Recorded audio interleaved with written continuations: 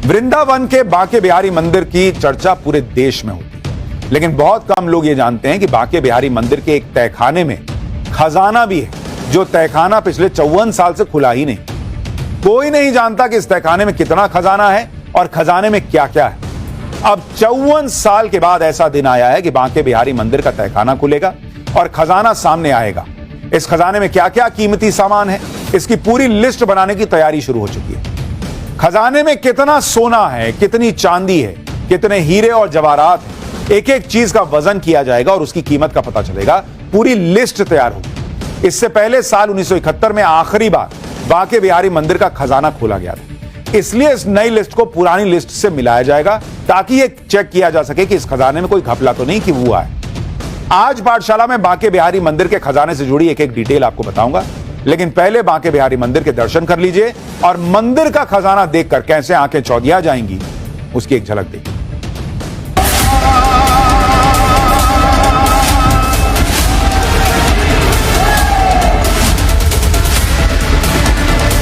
ये जो आपका परिसंपत्तियां हैं, उनकी किसी विशेषज्ञ ऑडिटर यानी जो भी सक्षम ऑडिटर है उसके द्वारा ऑडिट कराई जाएगी कि क्या क्या अचल और अचल संपत्ति है।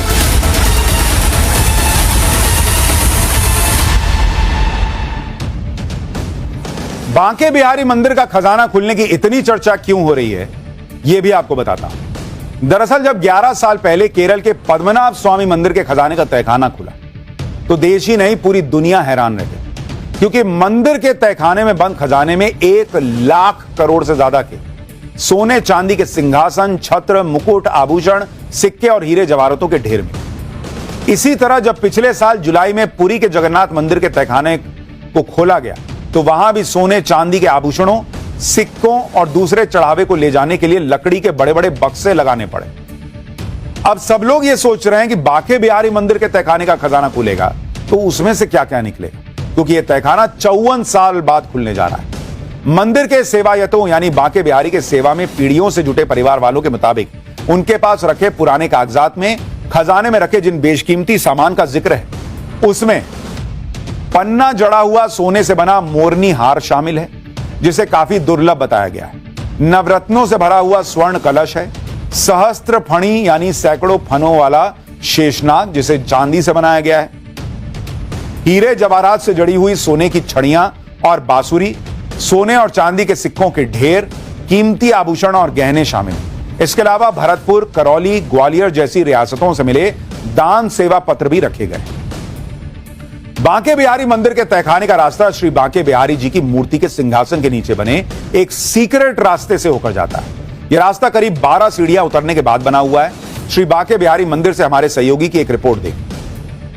हम वृंदावन में मौजूद हैं और ये देखिए आप मेरे पीछे श्री बांके बिहारी मंदिर देख रहे हैं। श्री बांके बिहारी मंदिर में बांके बिहारी जहां पर विराजमान हैं, उनके सिंहासन के ठीक नीचे ही ये तोशित खाना है और वहीं पे पूरा का पूरा जो खजाना है वो मौजूद है। ये जो आप मंदिर देख रहे हैं, मंदिर के अंदर अगर मैं आपको बताऊं तो ये जो दीवार आप सामने देख रहे हैं, गेट नंबर 1 के सामने निकासी द्वार जो है वहां पर लेफ्ट हैंड साइड में, यानी कि ये जो आप देख रहे हैं, ये यहाँ पर जहां बांके बिहारी विराजमान है उनके सिंहासन के ठीक नीचे जो है वो एक तोशित खाना है और उसी के अंदर जो खजाना है वो मौजूद है। श्री बांके बिहारी मंदिर में खजाने का रास्ता सीक्रेट रखे जाने की वजह भी मंदिर के पुजारियों ने बताई। पुजारियों के मुताबिक ब्रिटिश शासन के दौरान श्री बांके बिहारी मंदिर के खजाने में 2 बार चोरी की कोशिश हुई। पहली बार साल 1926 में और फिर उसके बाद 1936 में। इसी के बाद से श्री बांके बिहारी मंदिर के तहखाने में बने लोहे के गेट को मोटी मोटी जंजीरों से बंद कर दिया और गुप्त दान को तहखाने तक पहुंचाने के लिए श्री बांके बिहारी जी की मूर्ति के पास से ही एक छोटा सा रास्ता बना दिया गया और मंदिर में खजाने की सार्वजनिक तौर पर चर्चा बंद कर दी गई। धीरे धीरे लोग मंदिर में छुपे खजाने की बात को भी भूल गए। अब देखिए, जब श्री बांके बिहारी मंदिर का खजाना खुलने वाला है तो हमारे सहयोगी ने मंदिर में दर्शन करने पहुंचे श्रद्धालुओं से खजाने के बारे में सवाल पूछा।